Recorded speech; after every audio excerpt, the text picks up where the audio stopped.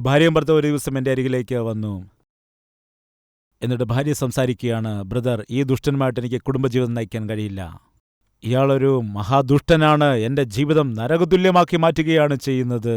എനിക്ക് ഉറക്കമില്ല brother, ഊണില്ല brother എന്ന് പറഞ്ഞുകൊണ്ട് കരയുകയാണ്. ഏങ്ങി കരയുകയാണ്. ചില സഹോദരിമാർക്ക് അങ്ങനെയാണ്. കണ്ണുകളിൽ നിറയെ കണ്ണുനീര് സ്റ്റോക്കാണ്.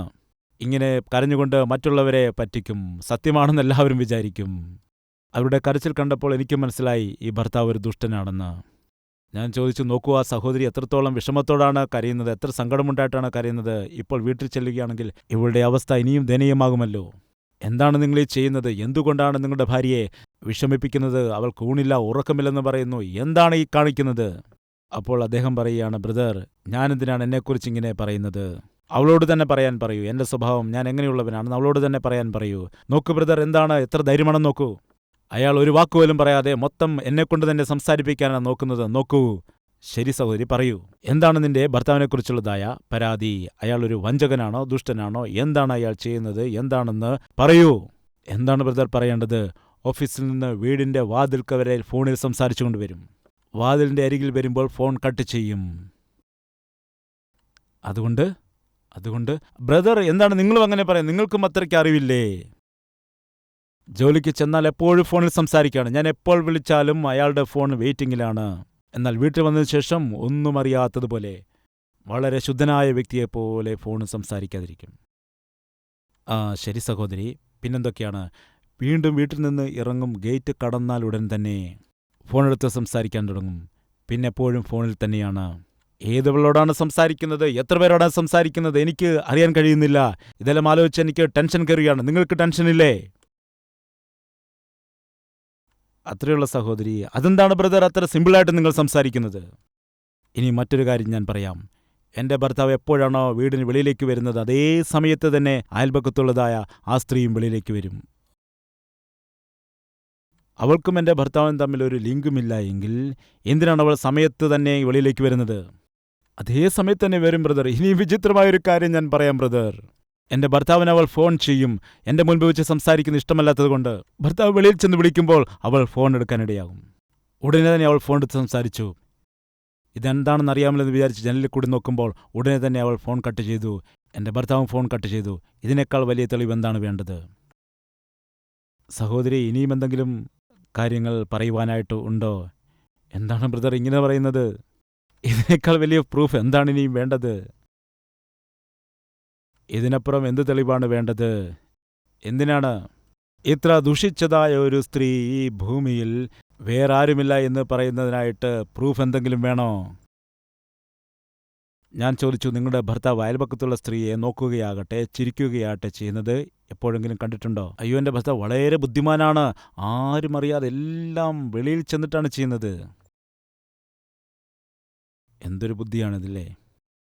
ശരി, ഓഫീസിൽ ഫോൺ വിളിച്ചിട്ട് ഈ കാര്യത്തെക്കുറിച്ച് അന്വേഷിച്ചിട്ടുണ്ട്. ഓഫീസിലും വളരെ വിദഗ്ധമായിട്ടാണ്, ആരോടും ഈ കാര്യമൊന്നും പങ്കുവയ്ക്കുകയില്ല. ഞാൻ അവളോട് പറഞ്ഞു, നിന്റെ കുടുംബത്തെ നീ സ്വന്തം കൈകൊണ്ട് തന്നെ നശിപ്പിക്കുകയാണ്. എന്നെ അങ്ങനെ പറയും? നിന്നെ അല്ലാതെ പിന്നെ ആരെയാണ് അങ്ങനെ പറയേണ്ടത്, ബുദ്ധിയില്ലാത്തവളെ? അപ്പോൾ ചോദിച്ചു ഭർത്താവിനോട്, നിങ്ങൾ എന്തുകൊണ്ടാണ് വാതിൽക്ക് വരെ ഫോൺ സംസാരിച്ചിട്ട് കട്ട് ചെയ്യുന്നത്? ബ്രദർ, ഞാനൊരു പബ്ലിക് റിലേഷൻ ഓഫീസറാണ്. രാവിലെ മുതൽ വൈകുന്നേരം വരെ ഫോണിൽ സംസാരിക്കണം. വീട്ടിൽ വന്നാൽ പിന്നെ ഭാര്യയ്ക്ക് എന്തിനാണ് വെറുതെ തലവേദന കൊടുക്കുന്നത് എന്ന് പറഞ്ഞുകൊണ്ട് അവളുടെ നന്മയ്ക്ക് വേണ്ടിയാണ്, വീട്ടിൽ സംസാരിക്കേണ്ടതിന് വേണ്ടിയാണ് ഞാൻ വെളിയിൽ വരുമ്പോഴേ ഫോൺ കട്ട് ചെയ്യുന്നത്. അതും കുറ്റമായിട്ട് കണ്ടാൽ ഞാൻ എന്താണ് ചെയ്യേണ്ടത്? വീട്ടിൽ നിന്ന് പുറത്തിറങ്ങുമ്പോൾ വീണ്ടും എനിക്ക് ഫോൺ കോൾ വരും, ഞാൻ സംസാരിക്കും. അതും തെറ്റാണെന്ന് പറഞ്ഞാൽ ഞാൻ പിന്നെ എന്താണ് ചെയ്യേണ്ടത്? ഒരു സ്ത്രീയോടെങ്കിലും സംസാരിച്ചിട്ടുണ്ടെന്ന് ചോദിക്കുക. ഇല്ല ബ്രദർ, അങ്ങനെ മുൻപിൽ വെച്ചൊന്നും സംസാരിക്കില്ല. ശരി, ഓഫീസിൽ ഫോൺ വിളിച്ച് അന്വേഷിച്ചിട്ടുണ്ടോ ഇങ്ങനെ ആരോടെങ്കിലും അടുത്ത് ഇടപഴകുന്നുണ്ടോ എന്ന്? ഇല്ലില്ല, അങ്ങനെയൊന്നുമില്ല, വളരെ രഹസ്യമായിട്ടാണ് ചെയ്യുന്നത്. ബ്രദർ, എല്ലാവരെയും ഫോൺ ചെയ്ത് അന്വേഷിച്ചു, എവിടെയും ഒരു ചെറിയ സൂചന പോലും തന്നിട്ടില്ല. നരകതുല്യമാക്കുകയാണെന്ന് പറഞ്ഞല്ലോ. വാസ്തവത്തിൽ അവളല്ല അത് അനുഭവിക്കുന്നത്, ഞാൻ ആകുന്നു അത് അനുഭവിക്കുന്നത്. അവളുടെ സംശയം കൊണ്ട്, സംശയത്തിൻ്റെ രോഗം കൊണ്ട് എനിക്കും എൻ്റെ കുട്ടികൾക്കും ജീവിതം നരകതുല്യമാകുന്നു. അവൾ ആഹാരം കഴിക്കില്ല, ഞങ്ങളെക്കൊണ്ട് കഴിപ്പിക്കില്ല. അവൾ ഉറങ്ങില്ല, ഞങ്ങൾക്കുറക്കം തരികയില്ല. സംശയം കൊണ്ട്, ഈ പ്രശ്നം കൊണ്ട് സ്വയം നശിക്കുകയും ഞങ്ങളെയും നാശത്തിലേക്ക്. എങ്കിലും ആരോടുമൊന്നും പറയാതെ, മാനം നഷ്ടപ്പെടാതെ എല്ലാം സഹിച്ച് വരികയാണ്. ദയവുചെയ്ത് ശ്രദ്ധിക്കുക. ആ കാലത്ത് ഒരസത്യത്തെ സത്യമാണെന്ന് വിചാരിച്ച് ഇസഹാക്ക് ഭ്രമിച്ചുപോയി. അന്ന് യാക്കോബ് ഒരസത്യത്തെ സത്യമാണ് ഏകദേശം 20 സംവത്സരം അനാവശ്യമായി ദുഃഖിച്ചു. ഇന്ന് ഞാൻ പറയുന്നത് കേൾക്കുക. നീ ഭർത്താവാണെങ്കിലും ഭാര്യയാണെങ്കിലും ആരു തന്നെയായാലും ഒരു അസത്യത്തെ സത്യമായിട്ട് കണ്ടുകൊണ്ട്, ഒരു അവാസ്തവത്തെ വാസ്തവമായി കണ്ടുകൊണ്ട് നിന്റെ ജീവിതത്തിൽ നീ കരഞ്ഞാൽ, നീ നിരാശപ്പെട്ടാൽ, നീ ആകുലപ്പെട്ടാൽ, പ്രാർത്ഥിച്ചാൽ ദൈവവും ഒന്നും ചെയ്യില്ല. കാരണം നിന്റെ മൂഢത്വമാണത്. സംശയിക്കുവാൻ പാടില്ല എന്ന് ബൈബിളിൽ പറയുന്നു. സംശയത്തോടെ ഇരുന്നാൽ നിനക്ക് എന്താണ് ചെയ്യുവാനായിട്ട് കഴിയുന്നത്? ദൈവത്തിൻ്റെ കൽപ്പനയ്ക്കെതിരായിട്ട് നീ പോകുമ്പോൾ അവസാനം അതിന് മറുവില കൊടുത്തേ മതിയാകൂ. ഇന്ന് ദൈവം എന്നോട് സംസാരിച്ചു, എൻ്റെ ജീവിതത്തെ ക്രമീകരിക്കണമെന്ന് ഞാൻ ആഗ്രഹിക്കുന്നു എന്ന് പറയുന്നവർ ഉണ്ടെങ്കിൽ ഒരു നിമിഷം പ്രാർത്ഥിക്കാമോ?